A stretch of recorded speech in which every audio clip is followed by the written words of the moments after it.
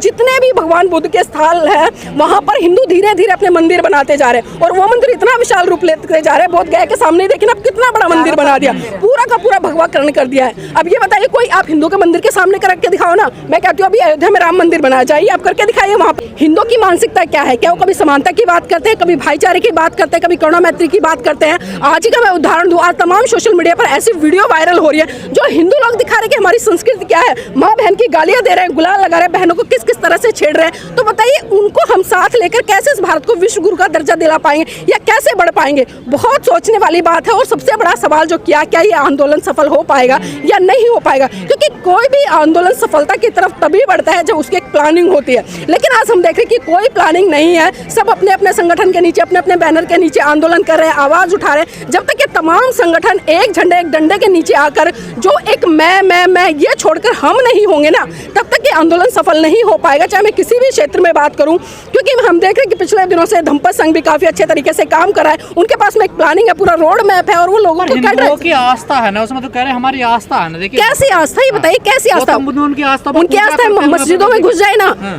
सिखों के गुरुद्वारों में घुस जाए ना, अगर आस्था है तो चर्च में घुस के दिखाए वो, तब पता चले। हम तो तब माने भाई आस्था है, भारत ठीक है, मानते हैं कि संविधान में लिखा है कि भारत एक धर्मनिरपेक्ष राज्य है और पूरी आजादी है यहाँ पर सबको अपने धर्म को मानने की, उसको प्रचारित करने की, आगे बढ़ा। लेकिन आस्था है ना, देखिए कहाँ है गौतम बुद्ध में पिंडदान, तो वो गलत है ना। ये बौद्ध की ड्यूटी होनी चाहिए और मैं ये बिल्कुल साफ कह रही हूँ, मुझे कहते हुए कोई भी संकोच नहीं हो रहा है। जो भारत के बौद्ध भिक्षु हैं उनको जिस दिशा में काम करना चाहिए तो उन्हें बौद्धों की संख्या बढ़ानी चाहिए थी, बौद्धों के बीच में जाना चाहिए, तो उन्हें भगवान बुद्ध के सिद्धांत बताने चाहिए थे। लेकिन आज उस दिशा में काम नहीं हो रहा है। कहीं ना कहीं जो हमारे बौद्ध भिक्षु हैं उनमें भी आज एक मैं की लड़ाई हुई है, संगठन की लड़ाई चल रही है। तो इन चीजों से बाहर निकल, क्योंकि बौद्ध भिक्षु का काम क्या है, राग द्वेष मोह लोभ द्वेष तृष्णा, इन सबसे ऊपर उठकर उसका उद्देश्य है मानव कल्याण के लिए काम करे और निब्बान को प्राप्त करे। लेकिन आज के तमाम बौद्ध भिक्षु मुझे नहीं लगता कि वो निब्बान की तरफ बढ़ रहे हैं, मानव कल्याण के लिए काम कर रहे हैं। आप देखिए ना, इतने दिन से आंदोलन चल रहा है, कितना जमावड़ा होना चाहिए था। अगर भारत देश में आज बौद्ध भिक्षु की बात करूं और हम ये भी सवाल करें, एक बार खुद से भी करें या उन तमाम संगठनों से करें जो आंदोलन कर रहे हैं, क्या अगर चलो हम मान लेते एक बार को बौद्धों के हाथ में आ गया, उन्होंने उन पर कब्जा दे दिया, कौन से बौद्ध होंगे वो वही बौद्ध होंगे जो आज आरएसएस की पनाह में पल रहे हैं, जो आरएसएस ने नकली तमाम बौद्ध भिक्षु हजारों की संख्या में रोडों पर उतार रखे हैं। और अभी आपने बोध गया में भी देखा कि जिस तरह से दो बौद्ध भिक्षु मतलब चप्पल लेकर आमने सामने आ गए। अब बताइए यह बौद्ध भिक्षु का आचरण है, एक चप्पल उठा रहा है, एक उसका कान उखाड़ रहा है। ये खुद बोध गया से वीडियो वायरल हुई, तो कौन है वो ये बुद्ध, वो तो नहीं है भगवान बुद्ध को मानने वाले। ये वही है जो बाल रखते हो और आरएसएस ने जिनका लाल टीका हटाकर कलावे उतार कर उनको गंजा कर दिया, चीवर पहना दिया। लेकिन ये उपासकों को भी समझना पड़ेगा कि जो बौद्ध भिक्षु है उसका काम क्या है और जो क्या नाम है धर्म के नियम है वो क्या है। देखिए 1949 का कानून बना हुआ है, बीटी एक्ट बना हुआ है। देखिए आजादी से पहले जितने भी कानून थे सब निलंबित कर दिए गए, भारत का संविधान लिखा गया और उसमें बाबा साहब ने तमाम प्रावधान दिए। उसी के आधार पर आज भी भारत में जितने भी कानून नियम है वो लागू होते हैं। लेकिन ये बौद्ध जो एक्ट आया था बीटीसी जिसकी आप बात कर रहे हैं 1949, तो इसको रद्द क्यों नहीं किया गया? क्योंकि इनको पता है, क्योंकि भारत में सिर्फ भगवान बुद्ध ही एक ऐसे हैं जिनके नाम से इनकी राजनीति चलती है विदेशों में और लाखों करोड़ों की फंडिंग है वो वहाँ पर आती है। तो ये अच्छे से जानते हैं। आप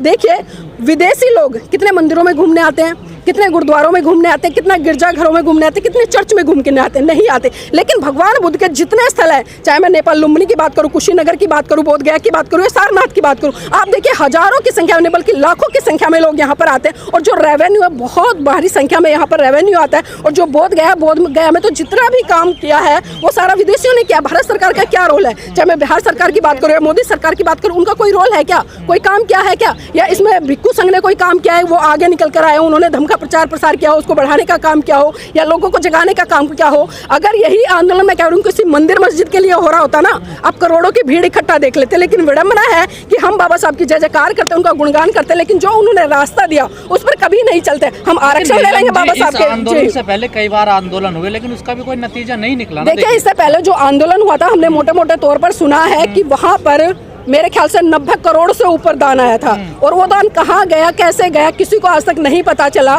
ना ही उपासकों को पता चला है, ना ही बौद्ध भिक्षुओं को पता है और जो संस्थाएं वहाँ पर सम्मिलित थी उनको भी नहीं पता चला है। तो करोड़ों की फंडिंग वहाँ पर आई और वो फंडिंग कहाँ गई आज तक किसी को नहीं पता है। और फिर से एक दोबारा से रूमर खड़ा किया जा रहा है और खड़ा हो रहा है। जो विरासत है वो मिलनी चाहिए, मैं इससे सहमत हूँ। लेकिन मैं बार बार वही कह रही हूँ कि जब तक आप प्लानिंग करके इकट्ठे होकर सबकी राय मशवरा लेकर सभी संगठनों को इकट्ठा करके तमाम जो बौद्ध भिक्षु हैं भारत देश में उनको इकट्ठा करके एक साथ अपनी आवाज़ बुलंद नहीं करोगे ना, तो ये ना तो आप बौद्ध विहार बचा पाओगे और एक के बाद एक देख रहे हैं, चाहे आप संकीसा की बात करूँ या मैं सारनाथ में जितने भी भगवान बुद्ध के स्थल है वहाँ पर हिंदू धीरे धीरे अपने मंदिर बनाते जा रहे हैं और वो मंदिर इतना विशाल रूप लेते जा रहे हैं। बोध गया के सामने देखिए ना कितना बड़ा मंदिर बना दिया, पूरा का पूरा भगवाकरण कर दिया है। अब ये बताइए कोई आप हिंदू के मंदिर के सामने करके दिखाओ ना। मैं कहती हूँ अभी अयोध्या में राम मंदिर बनाया जाइए, आप करके दिखाइए वहाँ पर। अगर 10 भिक्षु भी चले जाए या 10 बौद्ध लोग भी वहाँ पर जाकर वंदना करने लगे या कुछ करने लगे, तो ये आंदोलन परवान चढ़ेगा या फिर जब पहले आंदोलन रहे ऐसे रह जाएगा? ये देखिए मैंने बार बार कह रही हूँ, जब तक दिशा नहीं होगी या कोई प्लानिंग नहीं होगी, बिना प्लानिंग के कभी भी कोई आंदोलन सफल नहीं हो सकता।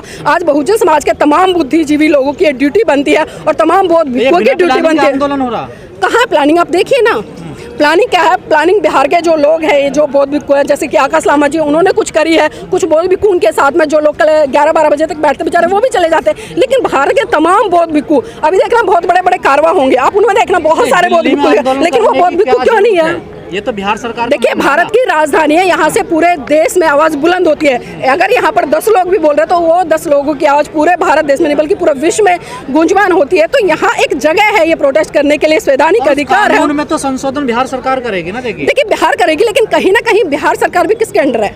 आप देख रहे हैं भाजपा है, पूरी तरह से चारों तरफ गठबंधन छाया हुआ है। कहीं डबल इंजन है, कहीं ट्रिपल इंजन है, अगर निगम में भी है। तो इनकी जो रणनीतियाँ चलती है, और क्या भाजपा आपको चाहेगी? या नीतीश जो उनकी चमचागिरी कर रहे हैं या जो कुछ वहाँ पर उठा रहे हैं सदन में आवाज, क्या लग रहा है आपको? इनकी आवाज उठाने से पाखंडवाद के खिलाफ है, लेकिन उसी परिसर में तो पाखंडवाद हो रहा ना। देखिए तो वो पाखंडवाद करने वाले कौन है? देखिए हमारे लोग पिंडदान हो रहा है, हमारे लोग ना तो सत्ता की तरफ बढ़ रहे हैं, ना हमारे लोग बुद्धिज्म की तरफ बढ़ रहे हैं। बाबा साहब की बातों को आज तक भारत के जो बहुजन समाज के लोग हैं उन्होंने समझा नहीं। बहुत सारे लोग ये कहते हैं कि हम सत्ता में आ जाएंगे तो हम सब कुछ बचा लेंगे, लेकिन आप आरएसएस को देखिए। आरएसएस जब से गठन हुआ और आज तक 2014 में पूर्ण बहुमत के साथ में आते हैं, क्योंकि उन्होंने सांस्कृतिक परिवर्तन किया और सांस्कृतिक परिवर्तन की ही देन थी कि वो 2014 से लेकर आज 2025 चल रहा है, पूर्ण बहुमत के साथ में केंद्र में बैठे। लेकिन बहुजन समाज के लोगों ने कितना सांस्कृतिक परिवर्तन किया, कितने वो अपनी विरासत की तरफ लौटे, कितने अपने धर्म की तरफ लौटे, ये भी सोचना पड़ेगा। क्योंकि बिना संस्कृति, बिना विरासत के हम किसी भी आंदोलन को सफल नहीं कर पाएंगे।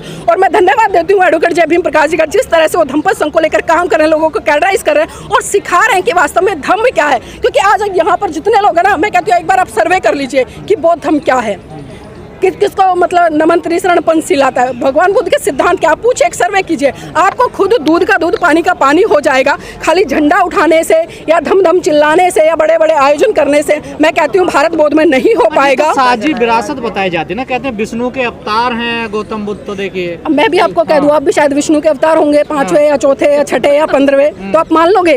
ये तो पता नहीं क्या क्या कहते हैं, एक नई घटना हर दिन घट देते हैं, बहुत सारी चीजें। चलिए मैं मान लेती हूँ विष्णु के अवतार है, तो अयोध्या में इन्होंने क्यों नहीं भगवान बुद्ध की, जितने इनके मंदिर है वहाँ पर क्यों नहीं भगवान बुद्ध की मूर्ति लगाते हैं? अगर अवतार है तो अवतारों में मूर्ति लगनी चाहिए ना, बताइए, लगनी चाहिए ना, सभी मंदिरों में लगनी चाहिए। भगवान बिहार बनने चाहिए। कितने बिहार बताइए? भारत सरकार ने कितने बिहार बनवाए, कितनी मूर्तियां यहाँ पर लगवाई हैं? भाई मैं तो तब मानती जब आप भगवान बुद्ध की सबसे बड़ी मूर्ति भारत देश में लगवाते। क्योंकि अगर हम बुद्ध की बात करें, क्योंकि हमारे मोदी जी जब विदेश में जाते क्या कहते हैं, मैं बुद्ध की धरती भारत से आया हूँ, लेकिन वही बुद्ध की धरती भारत में वो क्या कर रहे हैं, युद्ध कर रहे हैं। तो आप सोचिए ना इन लोगों की मानसिकता क्या है। क्योंकि पता है विदेश से इनको अरबों खरबों की फंडिंग हर महीने आती है और उसी फंडिंग से पंडे पुजारी ने इनकी तोंद फूली हुई है।